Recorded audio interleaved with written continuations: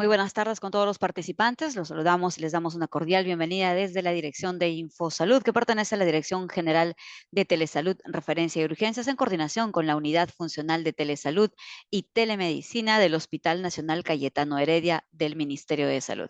Bienvenido todo el personal de salud a la telecapacitación del día de hoy con el tema Importancia de la vacuna contra la COVID-19 a cargo del doctor Eduardo Gotuso Herencia, especialista en enfermedades infecciosas y tropicales del Hospital Nacional Cayetano Heredia y de la Universidad Peruana Cayetano Heredia, invitado del Ministerio de Salud. Muy buenas tardes, doctor Eduardo Gotuso Herencia. Es un privilegio tenerlo con nosotros. Bienvenido y adelante, lo escuchamos. Muchas gracias, muy amable. Primero quiero agradecer al hospital permitirme estar de nuevo con ustedes. Como ustedes saben, trabajé prácticamente 50 años en el hospital, desde casi su fundación, cuando fui estudiante y después cuando hice mi residencia, y por lo tanto para mí es un placer estar con ustedes. Hoy día vamos a hablar de una situación que trae muchas consideraciones, muchas discusiones, que espero irlas resolviendo, pero que es importante mirar bien la historia de lo que está pasando y los problemas que uno tiene para aprender en el manejo de una pandemia, una condición así. Y entonces, para nosotros va a ser bien importante recordar bien y mirar rápidamente lo que es la historia y cómo se repite. Esta diapositiva clásica es la primera información que hubo en el mundo sobre la mortalidad que existía en la China con el virus Wuhan, donde claramente se veía que cada década aumentaba el riesgo de morirse, incluso el 15%, casi 16% de ancianos morían en esta condición, es decir, uno de cada 6 personas fallecían ahí.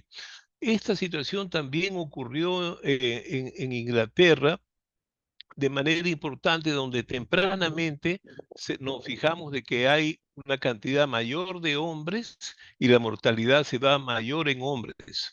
Hoy en día sabemos que las mujeres se infectan, pero fallecen mucho menos que los hombres, y aquí de nuevo el punto crítico era más o menos arriba de los 60 años.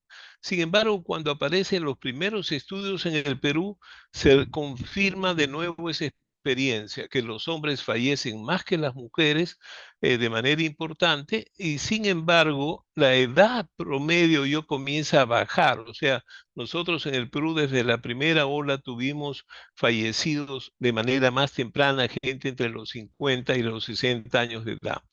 Asimismo, un tema que fue importante es que tempranamente, ya al final de diciembre del 2020, se reconocía que las mujeres estaban más infectadas que los hombres en un estudio cero prevalencia que hizo el Instituto Nacional de Salud. Entonces, eso señalaba que era verdad que las mujeres se contagiaban más, pero además prácticamente en ese momento el 40%, 50% de la población peruana ya estaba infectada en la primera ola. Estamos hablando de infección, no estamos hablando de enfermos. Y aquí aparecen los fallecidos. Esta es una primera ola donde claramente aparece una segunda ola el año siguiente, en septiembre, cuando aparece la siguiente ola, y donde de nuevo vemos que las personas mayores, estos son los grupos etarios mayores de 65, pero estos son la gente más joven, y como ustedes ven, no es despreciable el número, y este es en los adolescentes, y los niños prácticamente casi no habían fallecido en esas dos cosas. Y el Perú aparece como una cifra muy alta, porque el Perú fue el único país que aceptó que todos los muertos por extra, o sea, todos los números de exceso de muertes eran por COVID, cosa que en realidad podrían haber muerto de otra complicación por no ser atendidos. Sin embargo, ningún otro país hizo lo que hizo el Perú, y por eso el Perú aparecía con una cifra extraordinariamente elevada. ¿Por qué? Porque teníamos el SINADEF, que todos los pacientes que fallecían contaban a las 48 horas. Lamento decirlo que en este momento el sistema de SINADEF está inactivado y está siendo ineficiente, por lo tanto ahora no tenemos esa cifra de manera importante, o de manera confiable, voy a decirlo así. El doctor Juan Luis Irribarren y muchos de nosotros hemos sido muy críticos en que el SINADEF debe reactivarse sí o sí. Quiero comenzar con el impacto de la vacunación, porque con excepción del agua potable no existe otra modalidad que reduce la mortalidad y la morbilidad de una enfermedad. Y es importante porque reduce la morbilidad, reduce la mortalidad, mejora la productividad y reduce la carga económica importante. Eso sucede para todas las vacunas. Estas son las vacunas que inicialmente fueron y que todos ustedes reconocen y recuerden bien que en América Latina, bueno, nosotros usamos Sinopharm en el Perú, casi no se usó Johnson y Johnson, no vino al Perú, Gamaleya se usó en Argentina, que es la que viene de Rusia. Pero sin embargo, para esta fecha, actualmente estas son todas las vacunas que la EMEA, que es el FDA o digamos, la Comisión de Farmacología de Europa y la OMS reconocen todas estas vacunas como adecuadas. Así que yo creo que este es un punto que es importante porque nosotros, por razones de vivir en el mundo occidental y con influencia de Norteamérica, estamos usando básicamente Pfizer y Moderna. Una de las cosas que es notable es recordar que las vacunas que aparecen, que es un avance tecnológico muy importante, están dispuestos a reducir la mortalidad y las hospitalizaciones. Ese fue el objetivo fundamental, pero no era reducir la transmisión. Ustedes para reducir la transmisión se requieren estudios muy prolongados. Hoy en día se sabe que sí es cierto, pero no fue el objetivo inicial. En segundo lugar, lo que era importante es reconocer el daño contra el beneficio. Sin embargo, debemos recordar que tuvimos una cuestión muy compleja, porque frente a una sola condición teníamos diferentes vacunas con diferentes dosis, con diferentes tiempos de refuerzo y con diferentes cadenas de frío, lo cual hacía complicado cuando uno hablaba eso en la población general. Sin embargo, déjeme decirle, por ejemplo, lo que hizo el INS con diversos grupos en el cual mostraban la cuestión del uso de la vacuna china que se usó en el Perú, que algunas veces se criticó, decían, no, pero hay gente que está haciendo la enfermedad a pesar de ser vacunado, lo cual es cierto, porque no era una vacuna perfecta. Sin embargo, tempranamente el personal de salud vacunado tenía una importante protección a los 2 meses, a los 3 meses, mientras que los no vacunados seguían falleciendo. O sea, tempranamente nosotros, y esto fue al comienzo muy criticado, la gente no quería, pero ustedes ven estos resultados, son muy claros, publicados por este grupo. La otra cosa, este es un cálculo, hizo el doctor Juan Luis Irribarren, ¿qué pasaba entre nosotros con el efecto de la vacuna? Si nosotros miramos de marzo a octubre del 21, uno de cada 30 adultos habían fallecido. Pero conforme pasaban las décadas, eran uno de cada 42, uno de cada 26 y uno de cada 14. Es decir, esta era una situación extremadamente importante para la población mayor de 60 años. Y la otra cosa que es importante, que este número comienza a reducirse de manera notable cuando nosotros en el Perú comenzamos a tener campañas de vacunación. O sea, esto no es algo que nos contaron o esto es algo que sucedió fuera. Este es el cálculo que hace Juan Luis Irribarren sobre población vacunada y cuántos casos habían habido. En ese caso habían 303 muertos de 3,5 millones dentro de los vacunados en la primera ola. Pero los no vacunados, el número fue extraordinariamente mucho más alta. Y entonces, si ninguna persona se hubiera vacunado, hubieran muerto 1,707. Sin embargo, habían fallecido 303. Quiere decir que pudimos salvar a 1,400 con la vacuna en el Perú. La otra cosa que es importante es que comenzamos a ver y el Perú tuvo el mal privilegio de tener la más alta tasa de mortalidad en mujeres gestantes y en puérperas tempranas asociados al COVID. Posteriormente aparecen los estudios que aparecen mucho más tardíos en Estados Unidos, que ingresan más a la UCI, reciben más ventilación, reciben más ECMO y finalmente tienen más mortalidad, como sucede con muchas consideraciones importantes. Las gestantes tienen esa situación y fíjese que no hubo un ensayo clínico. Esta es la primera foto que se hace en Israel de poner una chica gestante que se le pone una vacuna sin haber suficiente información. Y entonces el Perú, que reportaba una de las más altas tasas, felizmente la Sociedad Peruana de Ginecobstetricia incluye que las mujeres comiencen a vacunarse en junio del 21. Pues a finales, en octubre del 21. O sea, en menos de 5 meses no hubo ninguna mujer embarazada fallecida por COVID. Y esto es importante porque este fue el incremento notable de esta condición y esto fue lo que pasó con la vacunación. Es decir, se comienza a vacunar y el número de fallecidos fueron negativos asociados al COVID, lo cual claramente nos habla de los enormes beneficios de esta situación y por eso es que el presidente de la sociedad insistía en que el riesgo era muy importante y se beneficiaba a la madre y al recién nacido, protegida de manera importante, pueden recibir una dosis de refuerzo y esto lo prescribió el doctor Antonio Ciudad y la Sociedad Peruana de Ginecobstetricia. La otra cosa que hemos tenido en la evolución, que ha habido muchas observaciones, los grupos de oncología que prefieren no tratar a sus pacientes y vacunarlos.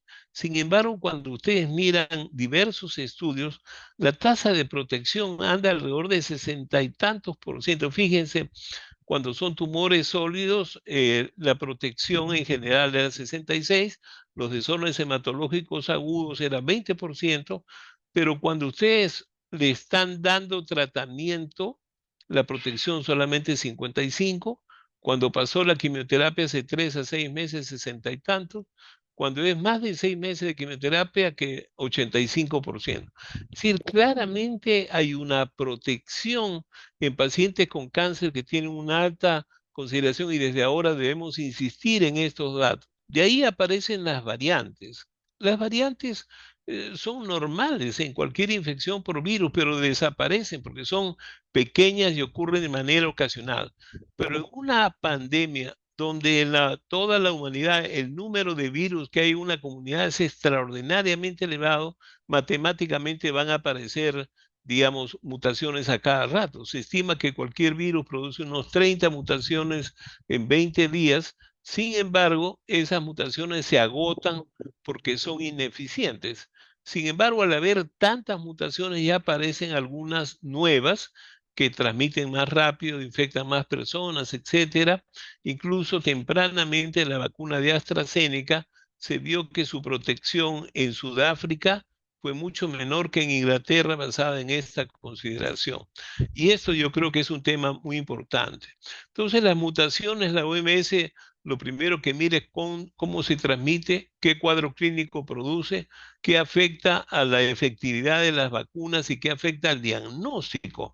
Al diagnóstico ninguna de ellas las afecta.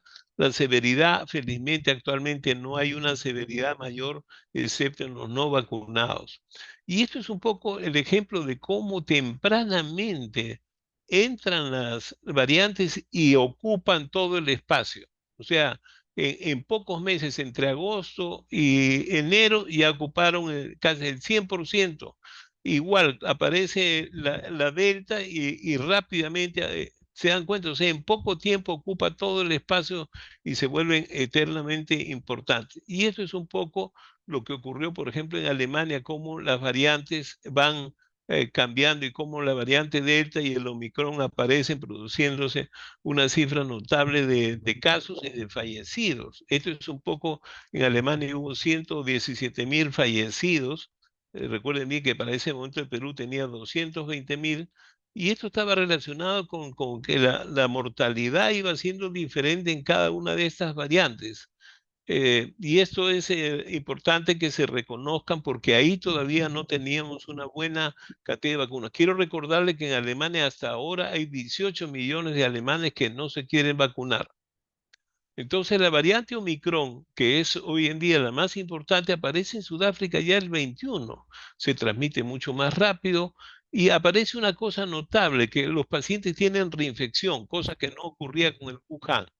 Entonces, esta es una cosa que debemos recordar, que con Wuhan nadie se volvió a infectar, pero con estas variantes uno puede tener dos veces COVID.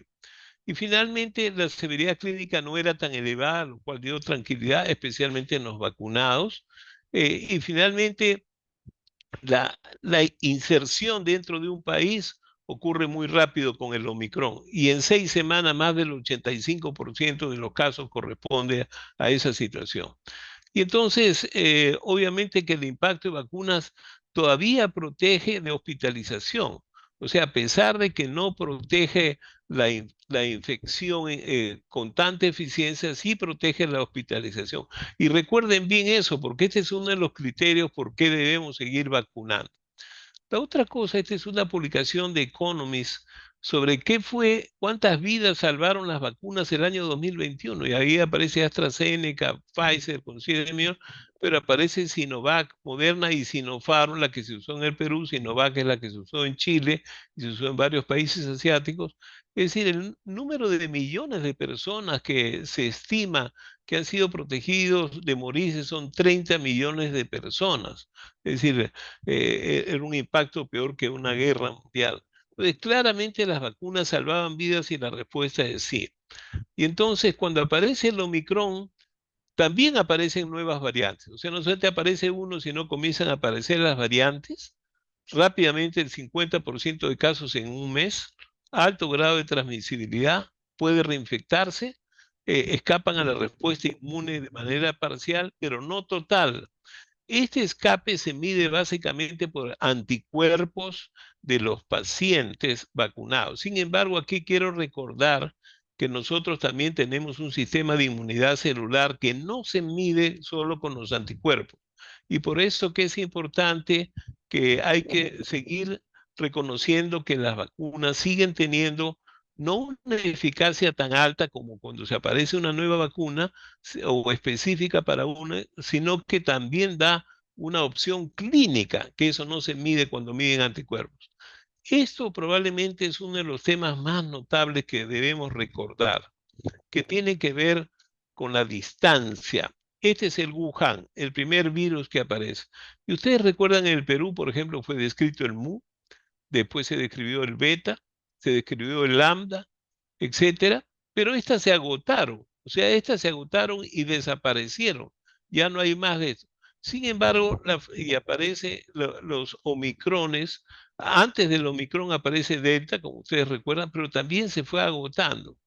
Y de ahí en adelante aparece el omicron, que ha sido una larga lista de cada uno de ellos. Como efecto de eso, como ustedes se imaginan, este virus que está aquí es bastante diferente a este virus, aunque tienen la misma raíz global, y eso es lo que hace de que la eficacia de la vacuna sea menor y tengamos que ir cambiando de vacunas porque no corresponde al mismo virus. Este concepto para mí es sumamente importante porque recuerden bien que las vacunas son de Wuhan más Delta, Wuhan más Omicron, es decir, así es como se han ido dando las vacunas de esta situación. Pero este distancia genética es lo que explica que cada vez el nuevo virus de Omicron se está alejando de la situación inicial. Aquí quiero regresar un poco a lo que pasaba entre nosotros. Para que ustedes tengan una idea, ya para enero del 2022 teníamos claramente que la tasa de fallecidos aparecía mucho más alta cuando estaban vacunados de manera adecuada que cuando tenían solamente una o dos dosis. O sea, no vacunados era muy alta. Vacunados con una dosis o con dos dosis mejoraba al 50%, pero vacunados con tres dosis la mortalidad se redujo de manera importante, casi 25 veces menos. De nuevo, estos son datos peruanos, o sea, estos son datos que se publicaban con la relación a vacunas y entonces desde este punto de vista quiero insistir en eso, o sea que claramente las dosis de vacunas cambiaban la mortalidad. Una de las cosas que es, recuerden bien, esta es la primera ola, esta es la segunda ola y esta es la tercera ola, la que pasó desapercibido porque no hubo grandes cambios, habían cambios moderados, lo manejamos más o menos de manera moderada, pero fíjense lo que pasó con los ancianos. Los ancianos tuvieron una cifra brutalmente elevada porque pasó casi un año y entonces ellos sí fueron afectados. Eso quiere decir que estas personas que fallecen en la tercera ola es porque a pesar de que un grupo importante de ellos estaban vacunados, pierden su eficacia de la vacuna. concepto importante porque van a morirse estos pacientes a pesar de haberse vacunado. Lo que pasa es que hay una distancia entre dosis y dosis, que es lo que vamos a discutir más bien al final. Entonces, cuando uno mira a la población, tenemos que mirar tres cosas importantes para decirle a la población. Primero, la vacuna es efectiva contra todas las variantes y la respuesta es, hasta ahora la respuesta es sí. ¿Cuánto durará la respuesta? Eso hasta ahora se está estudiando y como digo yo, hay mucha discusión de si solamente medir anticuerpos como hace la OMS o el CDC es la respuesta ideal, porque después no hay estudios muy claros del valor de la vacuna para las nuevas variantes. Esos aparecerán dentro de un año y medio. ¿Es segura la vacuna? Y la respuesta es sí. Es decir, por supuesto, si vacunamos a 1 millón de personas, por ejemplo, lo que pasa con los niños, cuando uno vacuna, hay 10 niños por cada 1 millón de vacunas que hacen pericarditis por la vacuna. Pero de 1 millón de niños no vacunados, 40 de ellos harán miocarditis y pericarditis. Es decir, es cierto que la vacuna puede desarrollar pericarditis, pero es cierto que el COVID desarrolla mucho más y por eso hay que poner en la balanza. Y finalmente que estos son eventos inusuales, raros, que deben ser reconocidos. Por supuesto, el dolor y algunas de las molestias también existen. Lo que es sorprendente es que muchos grupos tratan de cualquier efecto que aparece después de la vacuna está asociado a la vacuna. Digamos, el caso más típico fue cuando comienzan a aparecer casos de herpes zóster. Entonces decía, los vacunados al poco tiempo hacen herpes zóster. Hay dos estudios grandes, muy bien controlados, que demuestran que los vacunados y los no vacunados tienen la misma cifra de herpes zóster. Es más, los no vacunados tienen más herpes zóster que las personas vacunadas. O sea, un poco la ansiedad, los estados depresivos asociados a han exacerbado mucho la aparición de herpes, pero no tiene ninguna relación con la vacuna. La otra cosa es que hay que explicarle a la población los riesgos de su enfermedad. Y eso vamos a discutir. Por eso yo decía, mortalidad es una cosa importante y estar en un respirador es una segunda cosa importante. Y entonces, ¿qué probabilidades hay de que adquirir la infección sin vacuna que contra vacuna es importante? Y esto vamos a tener que discutirlo de todas maneras. ¿Dónde vacunarse? Todo esto, bueno, hay que explicarle, por ejemplo, hoy día el Ministerio de Salud debería poner en todos los canales de televisión, en todos los periódicos, en todas las radios, los sitios donde la gente se puede vacunar. No, no es posible que todavía, si alguien de ustedes dice, ¿y dónde se vacuna? No sabemos. ¿Cómo no sabemos? Nosotros ya deberíamos saber dónde se vacuna en nuestra ciudad, cerca de nuestra ciudad, en qué barrio estoy, en qué distrito estoy, dónde hay. Eso debería ser, no tiene costo, felizmente, porque el Estado ha asumido su responsabilidad de manera adecuada. Acá quiero un poco insistir, esto es una discusión sobre si vacunar a los niños o no. Los que están a favor y los que están en contra. No, los niños tienen poca enfermedad y casi no hay fallecimiento. Sí, pero no es cero. En segundo lugar, la enfermedad inflamatoria crónica también ocurre. Y entonces los que están en contra dicen, no, hay mínimo beneficio porque los casos severos son muy bajos y no sabemos todavía, ahora sí se sabe, que si la vacunación reduce la enfermedad inflamatoria o no, y ahora sí se sabe. La transmisión, hay datos muy pequeños sobre la transmisión de los niños. Sin embargo, todos conocemos que cuando hay un niño escolar o un niño que viene de los nidos o de las escuelas, rápidamente enferman a sus padres y a sus abuelos.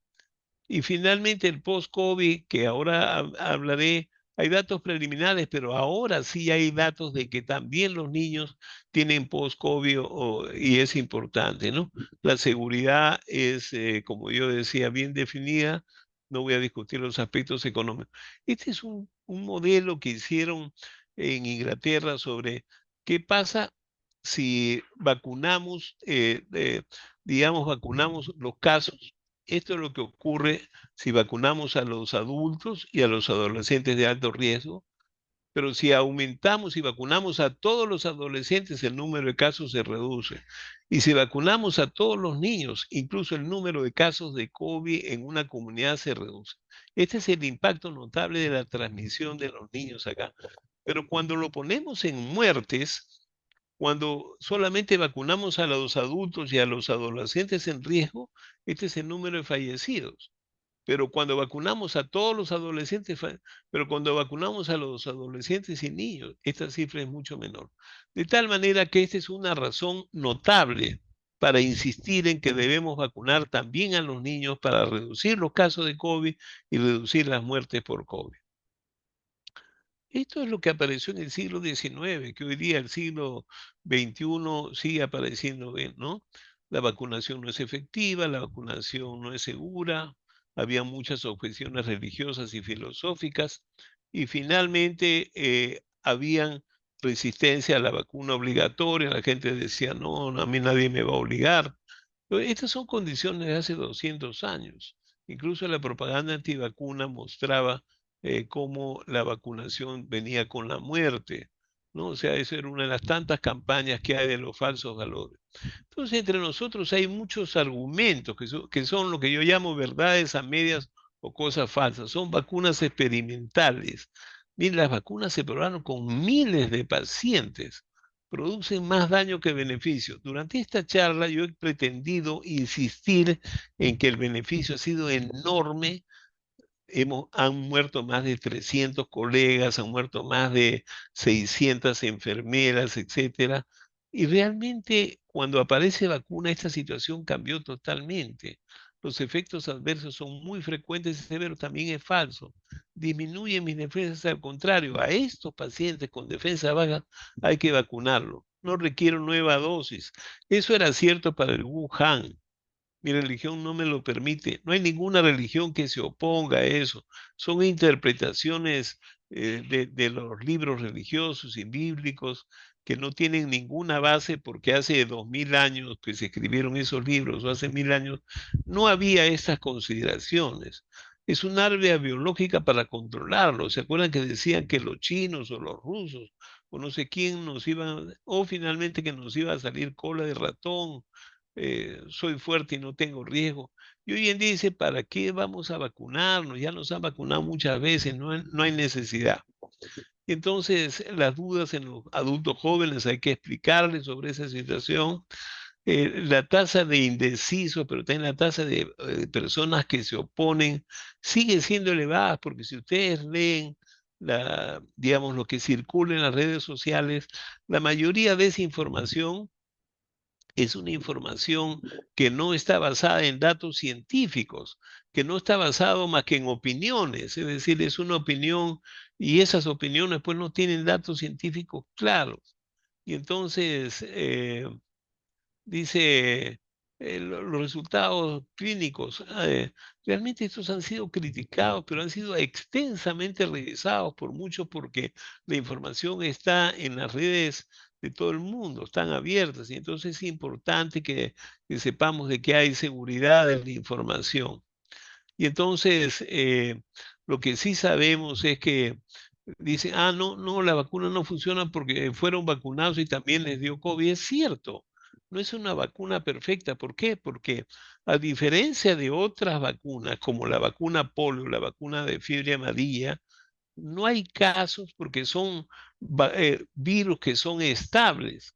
Muchos de nosotros nos hemos vacunado hace 10, 20 o 30 años de fiebre amarilla y ya no requerimos una segunda dosis porque la generación de anticuerpos sigue siendo permanente para el tipo de virus. Sin embargo, algunos van migrando, como pasa, por ejemplo, con el monkeypox, que es un virus que en el África no produce transmisión sexual, no tiene esa transmisión agresiva que ha ocurrido en la población gay del mundo. ¿Qué ha pasado? Que es un virus que ha hecho una mutación y ya no se volvió estable. Hoy en día tenemos los coronavirus que no son permanentes. Los que hemos recibido vacunas de A, B o Z, sabemos que eso nos dura para toda la vida, excepto algunas bacterias que no duran toda la vida, pero los virus sí, porque han sido virus estables. Lamentablemente los virus coronavirus inestables y están cambiando.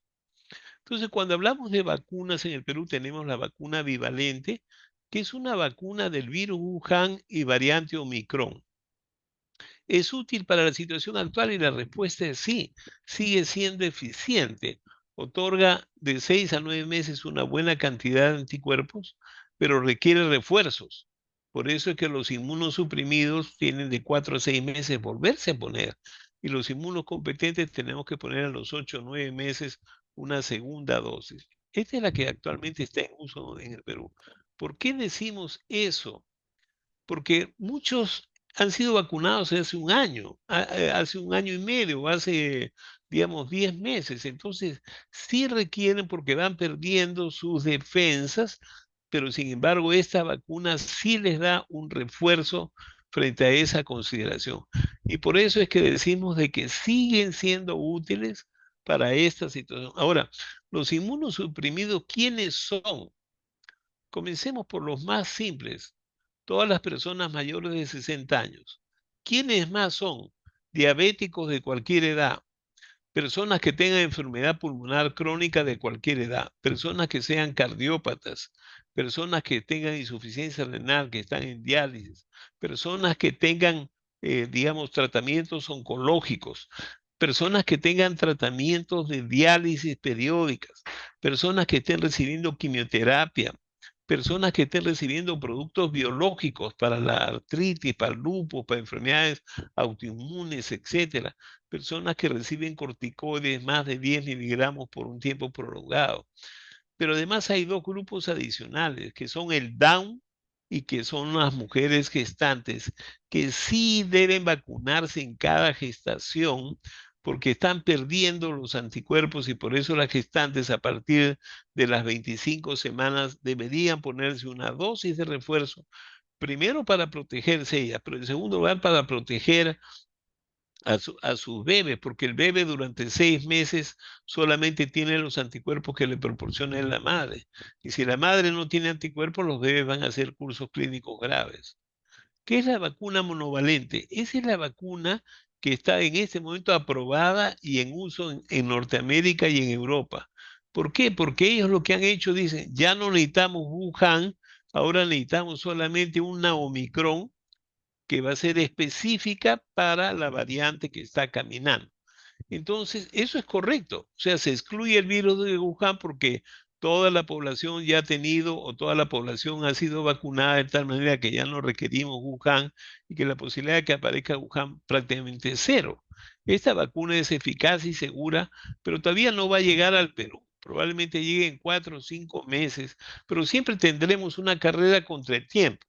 Porque cuando llega acá al Perú en 5 meses, ya ese J1N, ya es JN1, ya no va a estar dominando, sino puede ser una nueva variante. Y entonces, mientras se produce una nueva vacuna para la nueva variante, siempre llegaremos tarde. Entonces, yo voy a insistir en que sigue teniendo un rol importante la vacuna que se están usando en el Perú. Hay otra cosa que es notable. Eh, el post-COVID. Entonces, hasta ahora hemos dicho de que los pacientes con las vacunas fallecen menos, tienen menos hospitalización, usan menos respiradores y pueden dejar de ser contagiantes mucho más corto. Ustedes recuerdan que antes teníamos 14 días de aislamiento, después se bajó a 10 días y después se bajó a 7 días. Hoy en día los vacunados entre el cuarto día ya las personas se vuelven no contagiantes. Estoy hablando en líneas generales como política de salud pública. O sea, ese es un beneficio importante de la vacunación. Pero fíjese lo que pasa con el post-COVID. El post-COVID es una nueva enfermedad que estamos viendo. No es que el virus todavía siga activo, puede tener pruebas negativas, etcétera. Son secuelas que dan. Los pacientes tienen trastorno de sueño. Muchas personas les falta la concentración.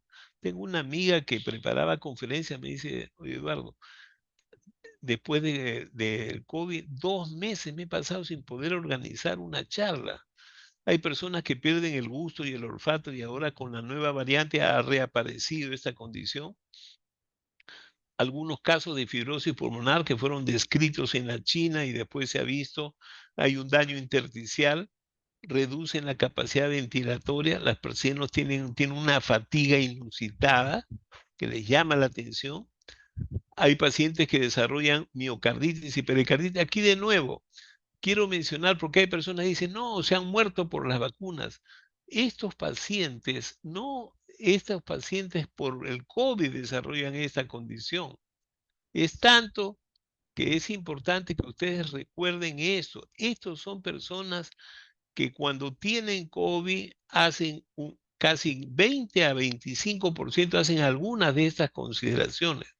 Sin embargo, la vacuna, hay 4 artículos recientes que demuestran que la vacuna reduce el COVID prolongado o el post-COVID. Es decir, este es otro beneficio que tenemos. Recuerden bien que estos pacientes, digamos, comienzan a hacer rehabilitación neurológica, otros tienen problemas motores, otros tienen problemas osteoarticulares, otros incluso aparecen susceptibles a infecciones no comunes, comienzan a tener aspergilosis o infecciones inusuales por Klebsiella, etcétera. Es decir, esto es una consideración post-COVID notable. Entonces, ¿qué pasa al Perú para hoy día? Hay una gran cantidad de virus respiratorios, COVID, influenza y virus sincicial respiratorio. Esto es real. Nosotros estamos haciendo estudios junto con digamos, con el CDC del Perú y el CDC de Estados Unidos, con el doctor Munaico y todo el grupo. Nosotros estamos haciendo estudios tanto en la comunidad de San Juan del Lurigancho como en hospitales y claramente hay diversos virus que van apareciendo de manera temporal. Hay épocas que el virus sincicial respiratorio de los adultos y de los niños aparece, hay épocas que parece influenza, hay épocas que parece COVID, y algunas veces en una misma comunidad hay 2 de estos virus apareciendo. Por ejemplo, el COVID ha parecido importante, pero hace unas 2 o 3 semanas influenza era el único que había, y hace unas 4 semanas era el virus sincicial respiratorio. Y este es un punto que es notable. Felizmente, el INS debe seguir recibiendo el apoyo para que hagan vigilancia epidemiológica de qué virus estamos hablando y qué tipo está involucrado, y en el caso de COVID, qué genotipo. ¿Por qué? Si ustedes revisan lo que está pasando en España, por ejemplo, en España hay una emergencia grave en los hospitales y en las emergencias. ¿Por qué? Tiene una cantidad de infecciones respiratorias que van de influenza, COVID, virus esencial notable porque ellos están en pleno invierno. Todas las emergencias de España han subido 30 veces el número de pacientes. Es decir, ha cambiado de manera notable. ¿Y qué nos pasa a nosotros lo que antiguamente se llamaba la gripe verano? Los peruanos que vienen de España, de Italia, de Estados Unidos, de Canadá, a pasar todo diciembre y enero con su familia. Muchos de ellos traen incubando o están regresando con estos virus. O sea, nosotros en verano no deberíamos tener eso, pero sí tenemos ese efecto. Actualmente se dice que hay 17 fallecidos, pero de nuevo, no tenemos el SINADEP para poder mirar claramente como teníamos antes. Hay más de 900 hospitalizados en Perú, hay más de 100 personas con soporte oxigenatorio y respiradores. Hay muchísimas familias afectadas, todo el mundo recibe llamadas de miembros de la familia, pero ya la gente ni siquiera se quiere hacer la prueba. Yo le digo, háganse la prueba porque es importante que ustedes y su familia tomen precauciones. Hay pruebas que se hacen en las farmacias y finalmente no hay muchos sitios donde uno se pueda hacer la prueba real. Y esto es notable y manera importante a recordar. Y entonces, de nuevo, yo creo que hay que recordar que tenemos que insistir y no dejarles ideas dudosas a las personas, como diciendo estas vacunas no sirven, etcétera. O sea, la vacuna monovalente es mejor porque solamente va a atacar a uno, pero la vacuna bivalente tiene esa opción que ha manejado también en los omicrones en fase temprana. Si va a afectar a esto, no es solo el día que salga eso va a ser mucho más adelante, pero en este momento la vacuna sigue dando resultados adecuados de prevención. Y entonces, ¿las vacunas son seguras? Y la respuesta es sí. Los efectos adversos son mucho menores. Hay que recordarles a la población los beneficios frente al riesgo. las variantes seguirán apareciendo cuando tenemos una población no vacunada, pero las redes sociales dan mucha desinformación. Yo les confieso que todos los días recibo 2 a 5 mensajes de familiares o amigos míos que me dicen, Eduardo, esto que dice este doctor es cierto, esto que dicen tal. Y les puedo decir que el 98% de veces todos son vendedores de humo, etcétera, que dicen cosas que no tienen ningún sustento técnico, que no tienen ningún grado más que una opinión de grupo por razones políticas, religiosas, etcétera, pero que no están basadas en buena información. Y yo recomiendo que vean la página web de la Universidad de Harvard, de la Universidad de Hopkins, de la Universidad de México, donde ellos van a publicar cosas muy concretas. Y en el caso de Cayetano, igual que en San Marcos, la gente cuando publicamos cosas en las redes sociales que tengan validez adecuada y que tengan información que respalde esa consideración fuera de nuestras decisiones. Entonces, ¿por qué seguir vacunando? Reduce la infección en la comunidad, reduce la severidad de la infección, reduce el tiempo de contagio, reduce la hospitalización, reduce la entrada a UCI, reduce el uso de respiradores y finalmente reduce la mortalidad. Pero como me han escuchado, reduce también el post-COVID, que yo creo que es importante. Entonces, digamos, siguiendo esto, yo puedo decir que necesitamos seguir embarcándonos en esta consideración. Hay muchas aristas políticas y económicas, etcétera, que deben también considerarse, pero creo que la información científica que existe entre nosotros en el mundo es muy adecuada y hay que seguir mirando. Así que dice, la primera pregunta dice, me puse bivalente, ¿me puedo poner la influenza? Miren, hoy en día hay estudios que ustedes pueden ponerse 2 vacunas, porque no son virus vivos. Ustedes pueden ponerse bivalente más influenza, bivalente más vacuna de neumococo, etcétera. Es decir, se puede aprovechar ese momento y la respuesta es sí. Es tanto que el Programa Nacional de Vacunación hace lo mismo, es decir, un asmático, por ejemplo, o un paciente con enfermedad pulmonar crónica debe recibir vacuna influenza y debe recibir, si recibió vacuna influenza, entonces aprovechen para vacunar para neumonía. O sea, hay vacunas y son gratuitas, o sea, eso no le cuesta a las personas. Y yo creo que es importante que hagamos el esfuerzo de tener más personas bien vacunadas para reducir su morbilidad y la ocupación de hospitales con enfermedades que pudieron ser prevenibles con una vacuna. Bueno, esto es un resumen apretado de una situación compleja. Yo con mucho gusto trataré de ver algunas preguntas que pueden hacerme. Muchísimas gracias. Tenemos ya algunas preguntas, doctor. ¿Me permite? Nos han realizado la pregunta. Para el nivel de exposición del personal de salud, ¿se ha considerado en algún momento un refuerzo de la bivalente? Sí, en realidad, perdón, yo no soy parte de la Comisión Nacional de Vacunas y no soy parte del Ministerio de Salud ahora. Yo soy un profesor emérito Cayetano. Yo trabajé 50 años en el Ministerio de Salud, pero ahora soy jubilado y mantengo mi consideración de ser profesor emérito y profesor adscrito a Cayetano Heredia. Eh, digamos, lo que se reconoce es que el personal debería recibir una bivalente, pero es probable un refuerzo bivalente y la respuesta es sí, especialmente los que tengan más de 9 meses de haberse vacunado. O sea, es bien importante, digamos, las personas, yo por ejemplo me vacuné en enero y tuve que vacunarme en septiembre, octubre, de nuevo para esa consideración. Yo creo que sí es bueno que nosotros estemos protegidos, sobre todo las personas que sean mayores o que tengan alguna enfermedad como la que hemos descrito, ¿no? Claro, muchísimas gracias, doctor. Eh, ¿Cuánto tiempo dura la inmunidad de la vacuna bivalente?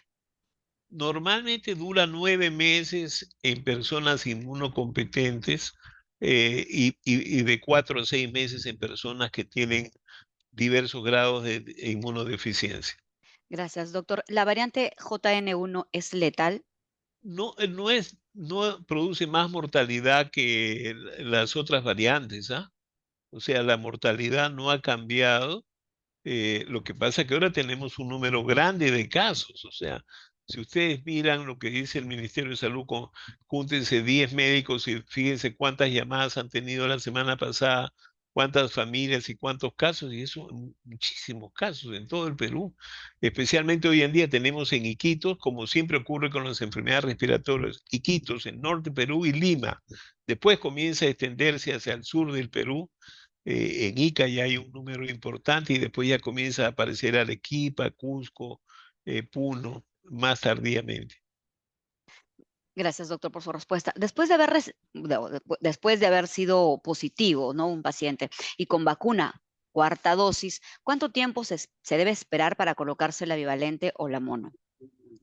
Lo que debe parecer es, se recomienda que al cuarto mes después de haber tenido COVID o al cuarto mes, al sexto mes de haberse recibido una vacuna, digamos, si uno es inmuno deficiente. Pero si me están preguntando, personal de salud que hace COVID y tiene vacunas previas, hace COVID en el curso de la evolución, después de 4 meses podría volver a vacunarse. Gracias, doctor. Bueno, en este instante tenemos personal, hemos compartido, se ha difundido la actividad a nivel nacional, ¿no? Y desde el primer nivel de atención tenemos participantes en este instante. Y nos refieren que en muchos establecimientos de salud los padres temen vacunar a sus hijos, ¿no? Por los efectos adversos que se presente por la vacunación. En todo caso, ¿qué tendrían que mencionar, qué tendrían que decirle a los padres de familia para convencerlos, ¿no? Respecto a la vacunación de los niños? Yo creo que el primer argumento es que claramente se ha demostrado que cuando se vacunan los niños se reduce en la comunidad el número de casos y se reduce la mortalidad, incluyendo ellos o a las personas de edad avanzada dentro de la casa.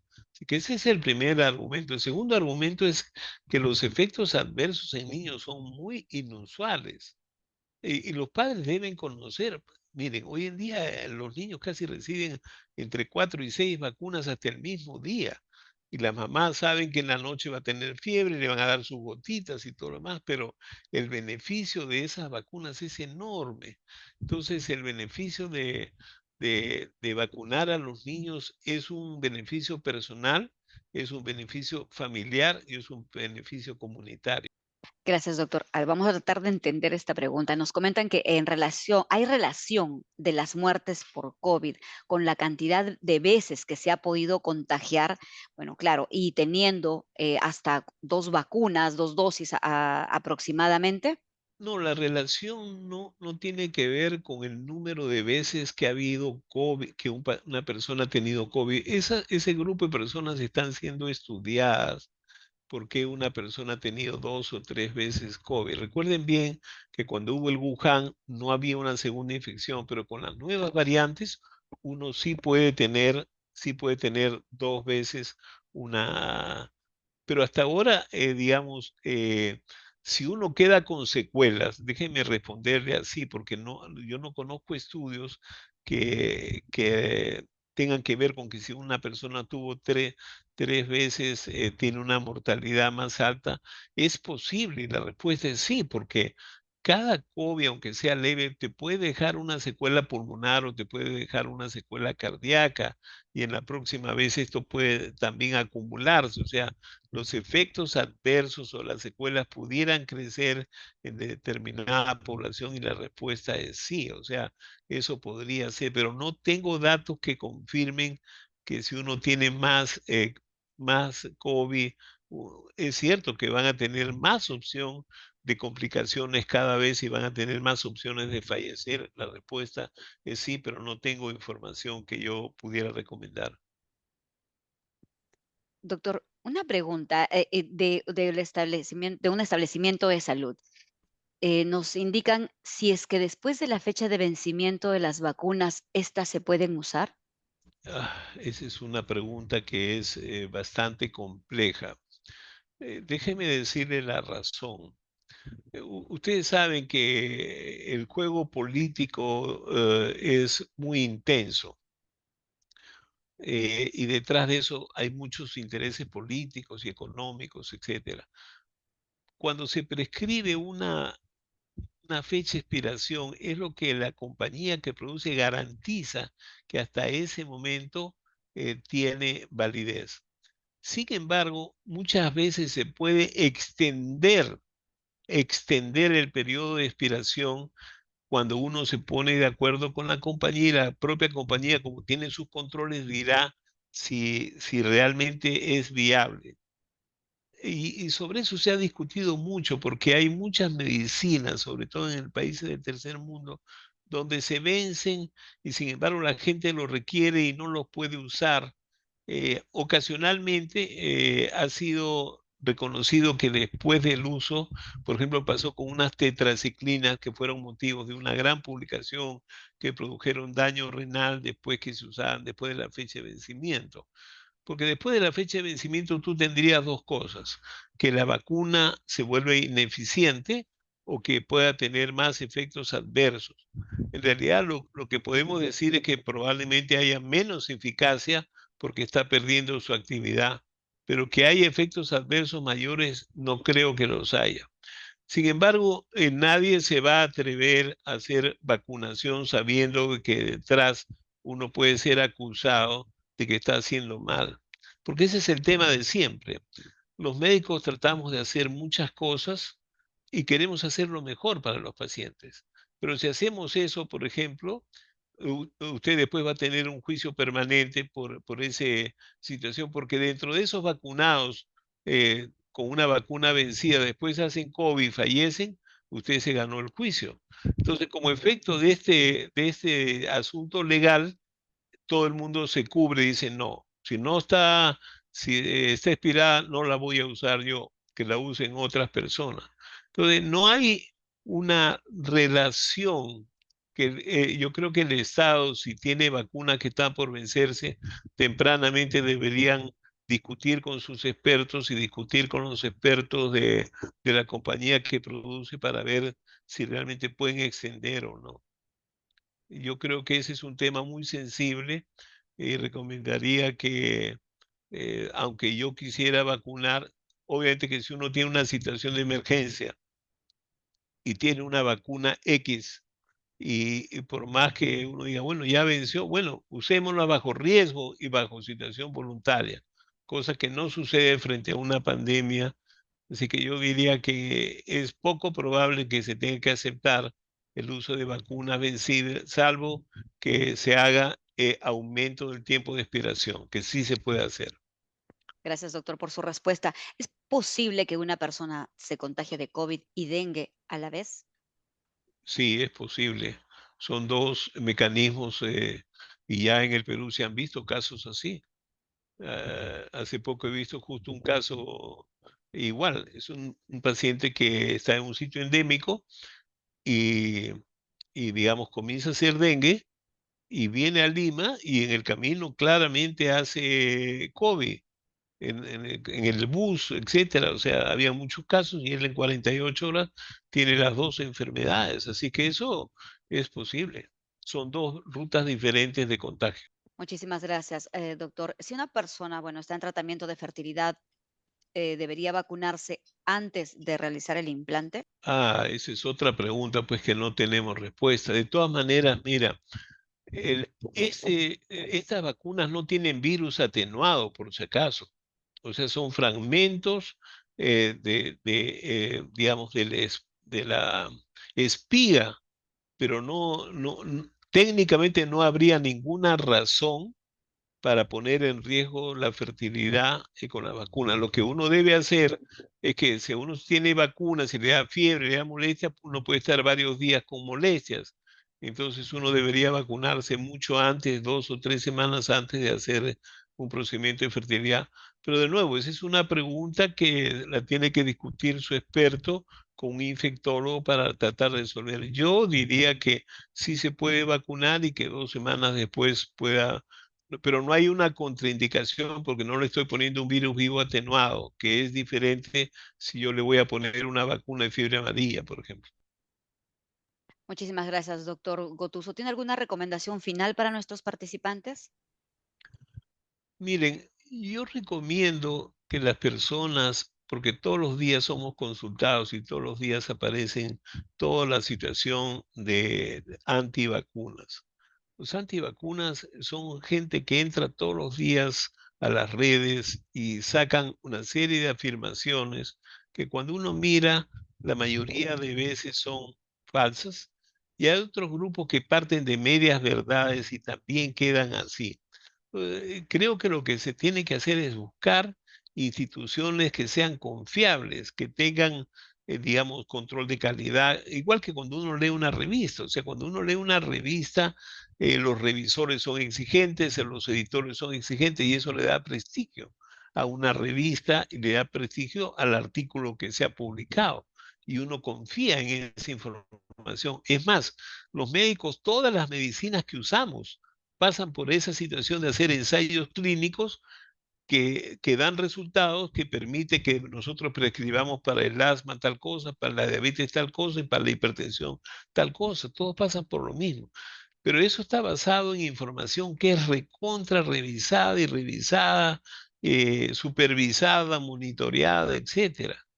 Y entonces, desde ese punto de vista, yo aconsejo que las personas, el profesional, confíen más en los sistemas certificados que en las notas que aparecen, digamos, en las redes sociales, afirmando tal o cual cosa, porque es muy fácil insultar a las personas. Yo he sido, digamos, testigo y a mí muchas veces me han acusado de muchas cosas, de las cuales todas ellas han sido falsas. Es decir, no tengo en mis 50 años una cosa que alguien me pueda decir, pasó esto por tal cosa. Siempre hemos hecho con cuidado las cosas, hemos querido respetar a los pacientes, hacer el mejor sistema para cuidar a nuestros pacientes, para seguirlos, y si nos equivocamos tempranamente hay que detectar que nos hemos equivocado. Por eso es que yo siempre insisto, por ejemplo, los que están en atención primaria. Todos los días ustedes pueden ver a sus pacientes y los pueden hacer regresar. Nadie debe morir de dengue si los tratan bien y seleccionan a los que pueden ir mal. Pero nadie debe morir de dengue aunque yo esté en la punta del cerro, pueden manejar bien a sus pacientes. Pero tienen que hacerlos venir y venir, cosa que no ocurre en los hospitales secundarios y terciarios, porque si alguien pide una cita con su médico, le dan aquí a 2 semanas. Y si lo ven 2 semanas y le dicen, hazte tales análisis, tales, lo verá dentro de un mes. Pero en una emergencia, el nivel primario es el sistema más rico donde debemos fortalecer, cosa que sabemos que en la pandemia eso fue uno de los grandes problemas en América Latina, que se cerró todo el nivel primario, entonces todos iban a los hospitales terciarios, total, se agotaron los hospitales terciarios, la gente se moría en la calle o en su casa y morían de otras cosas que no eran COVID, pero todos hemos dicho ese exceso de muerte fue por COVID, cuando en realidad era porque dejamos de atender los infartos, las meningitis, las neumonías y todas las enfermedades de los diabéticos o de los pacientes con SIDA, porque los hospitales estaban llenos con COVID. Entonces, el nivel primario debe ser fortalecido y me alegra que esta charla esté. ¿Por qué? Porque un médico primario le puede decir, mire, no estoy seguro de lo que quiero, pero quiero verlo usted mañana. Ese médico va a aprender mucho de su paciente y su paciente se va a sentir satisfecho de que su médico lo está cuidando y se va a dar cuenta que hay un signo de alarma y en ese signo de alarma ya cambió. Ahora ya no es un dengue normal, no es un COVID o es un COVID o es una influenza. Por ejemplo, déjenme decirle que en el Perú casi nunca hemos usado, digamos, tratamientos para el influenza. El tratamiento de influenza se usa en las primeras 48 horas. Si ya lo usa al quinto día, ya no sirve. ¿Se da cuenta? Entonces, pero no lo usamos. O sea, no lo usamos porque el médico no está entrenado y porque además no hemos tenido pruebas de laboratorio que nos den el diagnóstico rápido y que me permitan a mí dar un tratamiento. ¿Se da cuenta? Todas esas cosas son las que tenemos que avanzar con el colegio médico, con el Ministerio de Salud, para ponernos de acuerdo de qué análisis se hacen tempranamente, de manera rápida, para poder dar un tratamiento y si no hay tratamiento, por lo menos promover un control adecuado y un soporte adecuado. Yo quería solamente enfatizar eso y de renuevo a InfoSalud y al Hospital Cayetano Heredia, agradecerle la oportunidad de permitirme estar con ustedes. Muchas gracias. Muchísimas gracias, doctor. Excelentes recomendaciones. Y bueno, creo que debemos, ¿no? Concientizarnos todo el personal de salud y, por supuesto, tiene mucha razón respecto al personal del primer nivel de atención. Muchísimas gracias, doctor. Como mencionamos, el doctor Eduardo Gotuso Herencia, especialista en enfermedades infecciosas y tropicales del Hospital Nacional Cayetano Heredia y de la Universidad Peruana Cayetano Heredia también. Ha sido un gusto tenerlo nuevamente con nosotros, doctor. Muchísimas gracias y esperamos más adelante contar con su presencia en otras actividades académicas. Gracias, doctor. Con mucho gusto. Muchas gracias. Gracias.